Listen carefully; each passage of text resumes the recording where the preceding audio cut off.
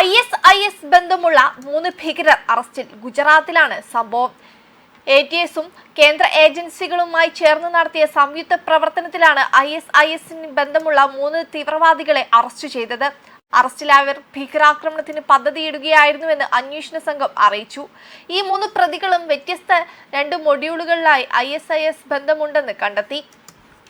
അവർ കഴിഞ്ഞ 1 വർഷമായി സുരക്ഷാ ഏജൻസികളുടെ നിരീക്ഷണത്തിലായിരുന്നു. ആയുധങ്ങൾ കൈമാറാൻ വേണ്ടിയാണ് 3 പ്രതികളും ഗുജറാത്തിലേക്ക് എത്തിയത്.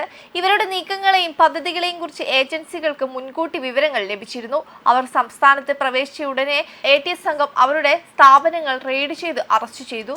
ഗുജറാത്ത് ATSന്റെ പ്രാഥമിക അന്വേഷണത്തിൽ 3 പ്രതികളും ISുമായി ബന്ധപ്പെട്ട 2 വ്യത്യസ്ത മൊഡ്യൂളുകളിൽ സജീവമായി ഉൾപ്പെട്ടിട്ടുണ്ടെന്ന് കണ്ടെത്തി. 3 പ്രതികളും ഒരു വലിയ ആക്രമണം ആസൂത്രണം ചെയ്യുകയായിരുന്നുവെന്ന് സ്രോതസ്സുകൾ പറയുന്നു.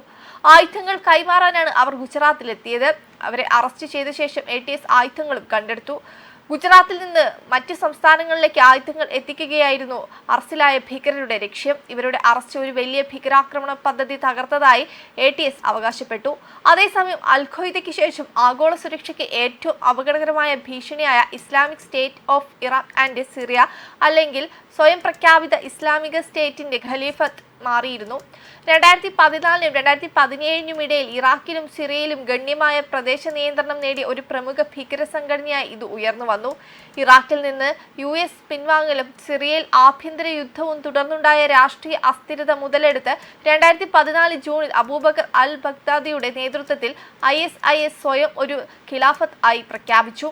വിവിധ വംശീയ മത സമൂഹങ്ങളെ ലക്ഷ്യം വെച്ചുള്ള അതിക്രൂരമായ ആക്രമണങ്ങളിലൂടെയാണ് ഈ സംഘം വേറിട്ട് നിന്നത്. പ്രത്യേകിച്ച് സോഷ്യൽ മീഡിയ വഴി ആഗോളതലത്തിൽ അംഗങ്ങളെ ചേർക്കുന്നതിൽ ഫലപ്രദമായ പ്രചരണ തന്ത്രങ്ങൾ ഉപയോഗിച്ചു. 2017 അവസാനത്തോടെ US നേതൃത്വത്തിലുള്ള സഖ്യം ISന്റെ പ്രാദേശിക സ്വാധീനം കുറച്ചെങ്കിലും സംഘടന ഒരു വികേന്ദ്രീകൃത കലാപമായി പ്രവർത്തിക്കുന്നത് തുടർന്നു. കൂടാതെ പ്രാദേശിക അനുബന്ധ സ്ഥാപനങ്ങളിലൂടെ പ്രത്യേകിച്ച് അഫ്ഗാനിസ്ഥാനിലും പാകിസ്ഥാനിലും ISK വഴി ചില സ്വാധീനം നിലനിർത്തിയിട്ടുണ്ട്. വർഷങ്ങളായി ലോകമെമ്പാടുമുള്ള നിരവധി ഉന്നത ഭീകര കേന്ദ്രങ്ങളുമായി IS ബന്ധപ്പെട്ടിരുന്നു. ഇത് തദ്ദേശീയ ഭീകരതയെക്കുറിച്ചുള്ള ആശങ്കകൾ ഉയർത്തുകയും വിവിധ രാജ്യങ്ങളിലെ ഭീകരവിരുദ്ധ നയങ്ങൾ മാറ്റം വരുത്തുകയും ചെയ്തിരുന്നു. കാര്യമായ നഷ്ടങ്ങളുണ്ടായിട്ടും സ്വാധീനമുള്ള വ്യക്തികളെ ലക്ഷ്യം വെച്ചുള്ള പ്രവർത്തനങ്ങൾ തുടരുകയും ആക്രമണത്തിന് പ്രചോദനം നൽകാനുള്ള സുസ്ഥിരമായ കഴിവ് നൽകുകയും ചെയ്യുന്ന IS ഉയർത്തുന്ന ഭീഷണി പ്രാധാന്യമർഹിക്കുന്നതാണ്. ISന്റെ ഖിലാഫത്ത് പ്രഖ്യാപനം പ്രാദേശിക സുരക്ഷയിലും ആഗോള ഇസ്ലാമിക സമൂഹത്തിലും വലിയ പ്രത്യാഘാതങ്ങൾ സൃഷ്ടിച്ചു. മുൻ വിഷയത്തെ സംബന്ധിച്ചിടത്തോളം സ്ഥിരതയുള്ള ഒരു മിഡിൽ ഈസ്റ്റ് അന്താരാഷ്ട്ര സമൂഹത്തിന്റെ ഒരു പ്രധാന ലക്ഷ്യമായിരുന്നു. വെബ് ഡെസ്ക് കർമ്മ ന്യൂസ്.